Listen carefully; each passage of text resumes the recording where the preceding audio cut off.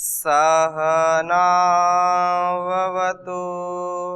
सहनौ भुनक्तु सह वीर्यं करवावहै तेजस्विनावधीतमस्तु मा विद्विषावहै। ओम शांति शांति शांति। वैदिक जीवन पद्धति में हम ब्रह्मचर्य सूक्त के चतुर्थ मंत्र का स्वाध्याय कर रहे हैं और जिसमें 4 प्रकार से ब्रह्मचर्य का जो अखंड व्रत है उसको धारण करके व्यक्ति अपने जीवन को उन्नत करता है, इस राष्ट्र को, इस समाज को और पूरे विश्व को उन्नत करता है। संविधान से, मेखला धारण करने से, श्रम से और तप से। तो 2 बिंदुओं की चर्चा हमने कर ली थी। आगे श्रम की चर्चा करते हैं। आप में से किसी का कोई पीछे कक्षा में प्रश्न हो तो पूछिए जी। ओम स्वामी जी। जी, जैसे स्वामी जी कहा जाता है भाव का केंद्र हृदय है जी और विचार का केंद्र मस्तिष्क है। हाँ। जब मनुष्य ब्रह्मचर्य का पालन करता है तो उसके भाव और विचार में क्या प्रभाव पड़ता है? जब व्यक्ति ब्रह्मचर्य का पालन करता है तो उसके भाव और विचार में क्या परिवर्तन पड़ता है और फिर उसका उसके जीवन में क्या प्रभाव पड़ता है। तो ये तो बिल्कुल स्पष्ट बात है। ये विज्ञान भी मानता है कि जैसे जैसे हमारे भाव होंगे, जैसे जैसे हमारे विचार होंगे, वैसा वैसा हमारे शरीर पर प्रभाव पड़ता है। हमारे शरीर के अंदर विष है और हमारे शरीर के अंदर अमृत है। अमृत से भी हम परिपूर्ण हैं और विष से भी हम परिपूर्ण हैं। तो जब ब्रह्मचर्य का पालन करते हैं, ब्रह्मचर्य का जीवन जीते हैं, तो ब्रह्मचर्य जैसे पहले ही आपने इसको समझा है, जाना है कि जो ब्रह्म में विचरण करना, अपनी इंद्रियों को संयमित करना, संयम की डोर से अपने को बांधना, अपने समस्त अस्तित्व को काबू रखना। जब व्यक्ति अपनी इंद्रियों को, अपने आप को, अपने भाव और विचारों को नियंत्रित करता है तो वह इतना उत्साह से लबालब भर जाता है कि उसका प्रत्येक कार्य, उसका प्रत्येक संकेत बहुत महान हो जाता है। उसकी वाणी, उसका व्यवहार, उसका देखना, उसका उठना, उसका बैठना, उसका चलना उत्साह से परिपूर्ण होता है। कभी भी वह भले ही शरीर से थोड़ा सा दुबला पतला दिखाई पड़ता हो या बहुत हृष्ट पुष्ट हो, उससे भाव प्रधान और शुद्ध विचार से युक्त व्यक्ति ही ब्रह्मचर्य का पालन कर सकता है। जिसके विचार तो बहुत अच्छे हैं, विचार बहुत अच्छे हैं, लेकिन उसका आचरण नहीं करता है। जब आचरण नहीं करेगा तो वह विशेष लाभ को प्राप्त नहीं हो पाएगा, उसको विशेष लाभ नहीं मिलेगा। विचार के साथ साथ उसका आचरण, लोग बोलते भावना तो है, भावना है लेकिन करने के लिए सक्षम नहीं है, तो भी बात नहीं बनेगी। भाव के साथ, विचार के साथ जब ब्रह्मचर्य होता है तो ये जो मानसिक स्थिति है इस पर निर्भर करता है कि हम कितने ब्रह्मचारी हैं। यदि हमारी मानसिक स्थिति नहीं ठीक है, हमारी भावनाएं नहीं ठीक है, तो हम शरीर को कितना बलिष्ठ बना लें, वीर की कितनी भी रक्षा कर लें, हम ब्रह्मचर्य क्या है ये समझ ही नहीं पाएंगे। तो भावनाओं का और विचारों का विशेष प्रभाव है ब्रह्मचर्य पर, और ब्रह्मचर्य का भावनाओं पर और विचारों पर भी विशेष प्रभाव पड़ता है। एक दूसरे के पूरक हैं। फिर शरीर में क्या इसका प्रभाव पड़ेगा? शरीर आपका बिल्कुल तेजस्वी हो जाएगा, ओजस्वी हो जाएगा, आप उत्साह के भंडार हो जाएंगे, आपको मृत्यु से डर नहीं लगेगा, मृत्यु आप जो है बगल में दबा करके रखेंगे मृत्यु को। ठीक है, इतना बड़ा लाभ मिलता है इससे। तो आगे चल रहे हैं। अब उत्साह पूर्वक जब मेखला धारण करते हैं तो उत्साह की वृद्धि होती है। और तीसरा जो बिंदु है वो श्रम, ब्रह्मचर्य का पालन जब करते हैं और उसकी पालना के लिए व्यक्ति को श्रमशील होना चाहिए। निठल्ला जब बन करके बैठते हैं, बिना काम के बैठते हैं, तो मन में कुछ उल जलूल जरूर आएगा। जब इतना आप अपने आप को व्यस्त रखेंगे, श्रम से युक्त रहेंगे, तभी आप ब्रह्मचर्य का पालन कर सकते हैं। तो ब्रह्मचारी का तीसरा साधन है श्रम। ब्रह्मचारी को दिन भर कार्य में लगे रह करके अपने को थका लेना चाहिए। कुछ तो सुबह खाए सो गए, फिर नींद खुली फिर खाए फिर सो गए, फिर शाम को उठे कुछ मन हुआ तो किया और फिर खाए फिर सो गए। कुंभकर्ण से भी ज्यादा। तो ऐसा व्यक्ति कभी भी ब्रह्मचर्य का पालन नहीं कर सकता है। जो अपने को व्यस्त रखता है, जो व्यस्त रहता है वही स्वस्थ रहता है और वही मस्त रहता है। तो ये जीवन का जो है मूल सूत्र है कि अपने आप को व्यस्त रखो, स्वस्थ रखो और मस्त रहो। इसलिए ये कह रहे हैं कि जो ब्रह्मचर्य करना चाहता है उसे दिन में कभी एक क्षण भर के लिए भी खाली नहीं रहना चाहिए।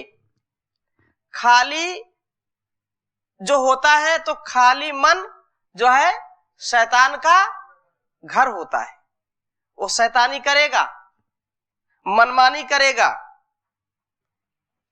उसका दिन भर का कार्यक्रम पूरी तरह भरा रहना चाहिए। जैसे आप यहाँ प्रातः जागरण से लेकर के रात्रि शयन पर्यंत जो है आप एक एक क्षण आपका निर्धारित है। यदि कहीं विलंब हो गया तो फिर आपको पश्चाताप होता है कि आज यहाँ विलंब हो गए, वो दिनचर्या फिर आपकी पीछे होती होती चली जाती है। तो अपने जीवन जीने की जो कला है उसको बहुत ही व्यवस्थित और बहुत ही लगन के साथ करना चाहिए, श्रम के साथ करना चाहिए। उसे थककर रात्रि को ही आराम लेना चाहिए। दीवा मां स्वापसी, ऐसा बोलते हैं, वेद भी आज्ञा देते हैं कि दिन में सो नहीं।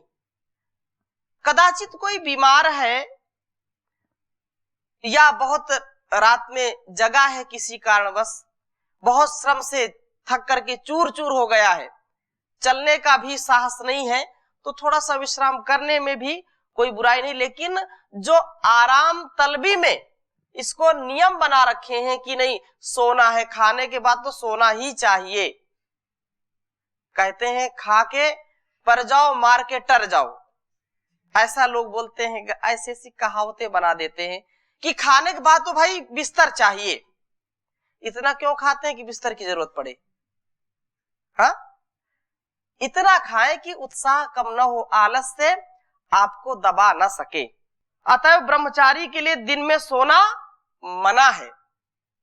आजकल शारीरिक श्रम की अवहेलना करके संसार बहुत दुख पा रहा है। ब्रह्मचारी ही श्रम की महिमा जानता हुआ संसार को अपने श्रम से पालित और पूरित कर सकता है। महर्षि दयानंद जी का जीवन और हमारे परम पूज्य स्वामी जी महाराज, एक एक क्षण उनके जीवन का देखिए कि इतना 18 से 20 घंटे तक पूर्ण पुरुषार्थ, एक क्षण के लिए कोई आलस्य, कोई प्रमाद नहीं, और लगातार 1000 बार हमको उत्साहित करते रहते हैं कि जीवन को पूरे उत्साह के साथ जिए, आलस्य प्रमाद में नहीं। अपने आप को श्रम युक्त, पुरुषार्थ युक्त बना करके पुरुषार्थ की प्रतिमूर्ति हैं और वो दूसरों को भी ऐसी प्रेरणा करते हैं। और ये बात इसीलिए यहाँ वेद मंत्र में कहा कि श्रमेण लोका तपसा पिपर्ति, जो श्रम नहीं करता उस पर असुर लोग आसानी से कब्जा कर लेते हैं। जो असुर होते हैं वे भी अपने बाहुबल को बढ़ाने के लिए पुरुषार्थ करते हैं। जो आतंकी होते हैं वे भी इतनी कठिन, इतनी कठोर ट्रेनिंग लेते हैं और निरंतरता के साथ उसको करते हैं, उसमें कोई आलस्य प्रमाद नहीं होता है। लेकिन सात्विक लोगों की ऐसी स्थिति है कि बस कुछ नहीं करना, बस पेट, जब ईश्वर ने सब दिया ही है तो भोजन भी देगा, खाओ पियो मौज करो। हाँ, अजगर करे न चाकरी, पंछी करे न काम, दास मलूका कह गए सबके दाता राम, कुछ नहीं करना काम, राम राम जपना, पराया माल अपना। हाँ, तो ऐसी स्थिति में जो लोग रहते हैं वे ब्रह्मचर्य का पालन कभी नहीं कर सकते, वे श्रम के प्रतिमूर्ति नहीं बन सकते, वे दूसरों के आदर्श कभी नहीं बन सकते हैं। अपने आप को जगाना, जानना, जगाना और पाना, संसार को ठीक ठीक राह पर चलाना, यही तो मनुष्यता है। इसीलिए हमारा राष्ट्र, ये हमारा आर्यवर्त, ये हमारा देश विश्व गुरु था और फिर से विश्व गुरु बनेगा, क्योंकि यह ऋषियों की धरा है, ऋषियों की भूमि है। यहाँ पर ऋषि अपने ज्ञान से, अपने त्याग से, अपनी तपस्या से, अपने श्रम से इस जहान को महान बनाने का कार्य करते हैं। इसलिए यह विशेष बात है कि असुर लोग उस पर कब्जा कर लेते हैं। खाली पुरुष ही शैतान का शिकार होता है और वेद में अन्यत्र कहा है न श्रांतस्य सख्याय देवाहा। जो लोग श्रम नहीं करते हैं, जो श्रम नहीं करता उससे देवता मैत्री अर्थात उसका जो है सखापन नहीं स्वीकार करते, उससे मैत्री नहीं करते।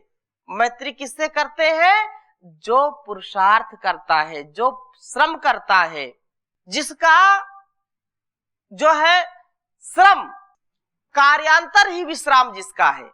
परम पूज्य स्वामी महाराज बार बार इस बात को कहते हैं, विश्राम आराम हराम है, कार्यांतर ही विश्राम है। एक काम से थक गए तो दूसरे काम में लग जाइए, शारीरिक श्रम से थक गए तो मानसिक श्रम को करिए, मानसिक श्रम से थक गए तो शारीरिक श्रम को करिए। इसलिए आप सुबह से शाम तक खूब मानसिक श्रम करते हैं तो शाम को फिर आपको शारीरिक श्रम भी कराते हैं। 1 घंटे 1.5 घंटे, कोई कोई 3-3 4-4 घंटे भी सेवा करते हैं। तो किस लिए करते हैं? क्योंकि आपका स्वभाव श्रम का बन जाए। जी ओम स्वामी जी। जी स्वामी जी, जैसे आप बताते हैं कि दिमाग की काम करते हैं, तो पढ़ते समय ज्यादातर जब मन इधर उधर भागता है और ज्यादा पढ़ते हैं तो नींद लगता है, तो उसमें क्या कर सकते हैं? ज्यादा नींद लगती है जब ज्यादा पढ़ते हैं। अपने दिमाग को इतना आप अच्छा बनाने का प्रयास करिए, जब आपको थकान महसूस हो आप गहरे श्वास लीजिए 2-4 बार, आपकी थकान दूर हो जाएगी। थोड़ा सा पानी रखिए पास में, घूंट घूंट करके पानी पीते जाइए, उससे भी आलस्य आपका दूर होगा। भोजन कम करिए, क्योंकि जैसे ही भोजन अंदर जाता है अपना काम शुरू करता है, वो फिर तमस को बढ़ाता है? भोजन करने के बाद बोलते नशा आता है? भोजन करने के बाद क्या कहते हैं? नशा आता है। भोजन तो आवश्यक है, लेकिन अन्न को जो है इसलिए खाते ताकि हमारे अंदर ऊर्जा का संचार हो सके। अन्न का यदि ग्रहण नहीं करेंगे, अन्न नहीं जो है भोजन के रूप में उसको स्वीकार नहीं करेंगे, तो भी शरीर आपका क्रियाशील नहीं होता है।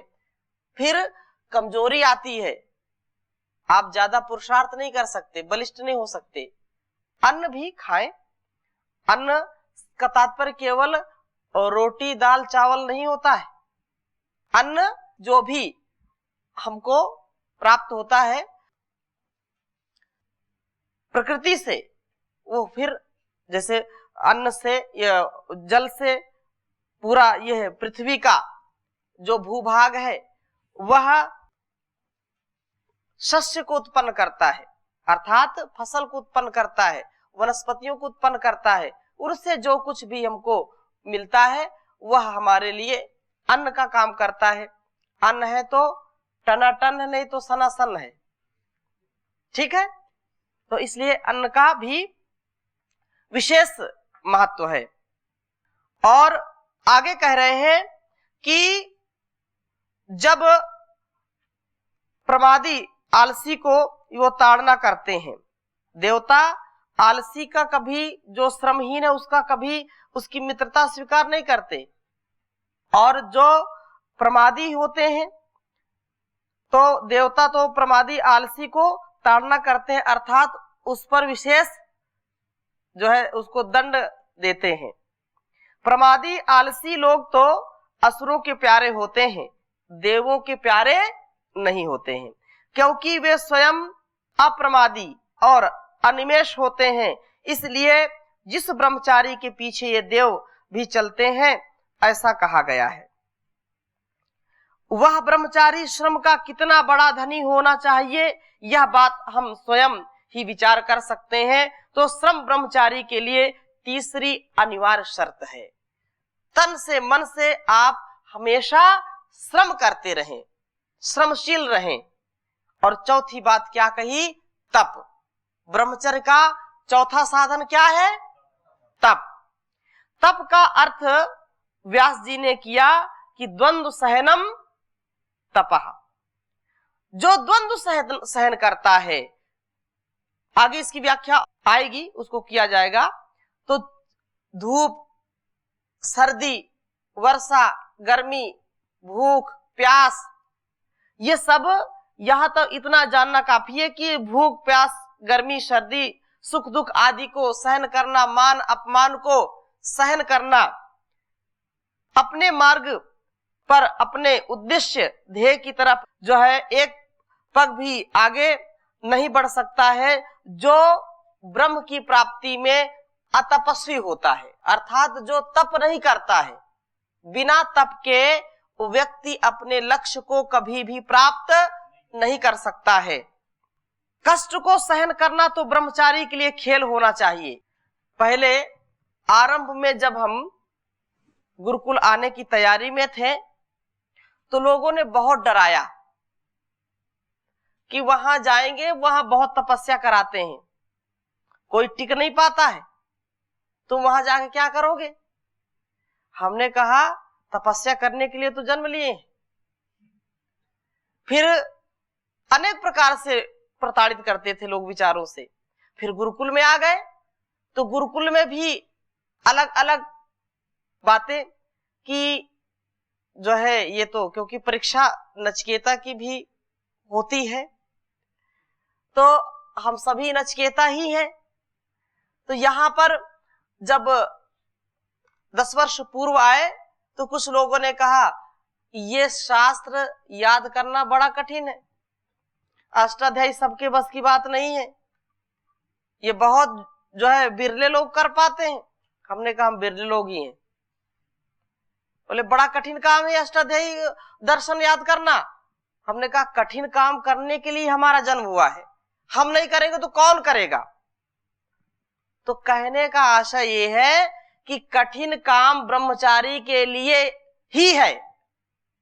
सरल काम तो सब कर लेते हैं, सरल काम तो सब कर लेते हैं, लेकिन कठिन काम जो बहुत ही असंभव कार्य है उनको कौन करता है? ब्रह्मचारी करता है। परम पूज्य स्वामी जी ने जो जो करके दिखाया है तो ब्रह्मचर्य का ही कमाल है। पूरे विश्व में धमाल मचा दिया। जो लोग कल्पना नहीं करते थे उस काम को भी करके दिखा दिया। ये ब्रह्मचर्य है, ये तपस्या है। तो बिना तप के कोई कार्य सिद्ध नहीं होता है। इस मंत्र के उत्तरार्ध में इन चारों का नाम लेकर कहा कि समिधा, मेखला, श्रम और तप के द्वारा ब्रह्मचारी लोगों को पालित पूरित करता है। ब्रह्मचारी समिधा मेखलिया श्रमेण लोकांस तपसा पिपरति। पहले मंत्र में आचार्य को तपसा पिपरति कहा, फिर दूसरे मंत्र में देवान तपसा पिपरति कहा, यहां लोकान तपसा पिपरति कहा गया। अपने आचार्य को और देवों को ही नहीं, किंतु सब लोगों के जो है, सब संसार को, सब मनुष्यों को ब्रह्मचारी अपने तप से संतृप्त कर देता है, उनको जो है पूर्ण तृप्त कर देता है। जो महान आत्माएं होती हैं, महान जिनका आशय होता है, जो महापुरुष होते हैं, वो अपने तप से इस संसार को भी क्या करते हैं? तृप्त करते हैं। लोगों को प्रसन्नता, लोगों को सुख, लोगों को शांति, लोगों को उत्साह, लोगों को ज्ञान देते हैं, उनका जीवन महान बनाते हैं। तो ब्रह्मचारी के इस तप की व्याख्या में ही यहाँ समिधा, मेखला और श्रम कहे गए हैं। ये तीनों क्रमशः मन, प्राण, शरीर के तप हैं। समिधा ज्ञान दीप्ति मानसिक तप है, मेखला तत्परता प्राणमय तप है और श्रम शारीरिक तप है। ऐसा समझा जा सकता है। अस्तु, परंतु इस मंत्र की व्याख्या समाप्त करने से पूर्व मैं जिस बात की तरफ पाठकों का ध्यान अवश्य खींचना चाहता हूं, वह यह है कि स्थूल ब्रह्मचर्य अर्थात वीर्य रक्षण के लिए भी सर्वोत्कृष्ट साधन ये चार बातें ही हैं। वीर धातु शरीर में तब तक सुरक्षित नहीं हो सकती जब तक कि इसे शरीर में अंदर ही लगातार खर्च ना किया जा सके। जब शुक्र यूं ही पड़ा रहेगा तो यह जरा सी असावधानी से, जरा सी उत्तेजना से, जरा से इशारे से अधोगामी हो जाएगा। यह वीर ऊर्ध्वगामी हो, यह वीर शरीर में लगातार खर्च होता रहे। इसके लिए यह आवश्यक है कि इसका लगातार किसी शक्ति के रूप में रूपांतर होता रहे। स्वामी रामतीर्थ जी ने अपने ब्रह्मचर्य के व्याख्यान में दीपक की उपमा दी कि जैसे दीपक का तेल बत्ती द्वारा ऊपर चढ़ करके प्रकाश देता है। बहुत ये अनुकरणीय बात है, ध्यान दीजिए। जैसे दीपक का जो है तेल बत्ती द्वारा ऊपर चढ़ करके प्रकाश के रूप में परिणित होता है, वैसे ब्रह्मचारी के अंदर का जो वीर्य सुषुम्ना नाड़ी द्वारा प्राण बन करके ऊपर चढ़ता रहता है, उसको ज्ञान दीप्ति के में जो है परिणित होता है, अर्थात उसका ज्ञान परिपक्व होता है। यदि हम सिर में गंभीर चिंतन द्वारा, धारणा, ध्यान, समाधि द्वारा समृद्ध प्रदीप्त हो जाएंगे तो हमारा वीर्य उस प्रकाश का ईंधन बनता रहेगा। यह समिधा द्वारा वीर रक्षा हुई। समिधा जैसे प्रदीप्त होती है, वो प्रकाशित होती है, वैसे ही हमारा जो वीर्य है वो भी ईंधन के रूप में इस समिधा का सदुपयोग और इसको प्रदीप्त करता जाएगा। यह समिधा द्वारा वीर की रक्षा होती है। इसी प्रकार सिपाही की तरह तत्पर रहने से, जागृत रहने से इस शक्ति के रूप में वीर का व्यय होता रहता है। वीर्य इस शक्ति का रूप धारण करता रहता है एवं श्रम की शक्ति में वीर प्राण बनकर के रूपांतरित होता रहता है और गर्मी, सर्दी, तप में भी सहन शक्ति के रूप में वीर का रूपांतर होता रहता है। यह बात हम आसानी से समझ सकते हैं। ज्ञान दीपन, तत्परता, लगन, श्रम और कष्ट सहन न करते हुए वीर रक्षा करने का यत्न करना भी वृथा है, अर्थात वह हो नहीं सकता। इसके करते हुए वीर की रक्षा करना बहुत आसान है। यह भी स्पष्ट है कि ज्ञान दीपन, तत्परता, श्रम और तप भी मनुष्य यूं ही नहीं कर सकता। इसका अवलंबन ब्रह्मचारी ही कर सकता है, अर्थात वह मनुष्य कर सकता है जो कि ब्रह्म के लिए फिर रहा है, अर्थात ब्रह्म की ही चाहना करता हुआ इस संसार में विचरण करता है। जो अपने सामने कोई महान बहुत बृहद ध्येय रखता है, जो ब्रह्मचारी अपने सामने किसी बृहद अग्नि को देखता है, वही उसके लिए अपने आप को समिधा बना सकता है, अपने को समिद्ध कर सकता है, उसके लिए मेखलावान बद्ध परिकर हो सकता है और वही उसके लिए दिन रात खुशी से श्रम करता हुआ, तपस्या करता हुआ रह सकता है। अतः अंत में यही कहना होता है कि यदि हमने सचमुच वीर रक्षा प्राप्त करनी है तो हमें अपने सामने कोई महान ध्येय रखना चाहिए, जिसका ध्यान हमारे वीर को ऊर्ध्वगामी कर देवे, सतत किसी शक्ति में रूपांतर होने वाला कर देवे। यही पूर्ण वीर रक्षा प्राप्त करने का रहस्य है।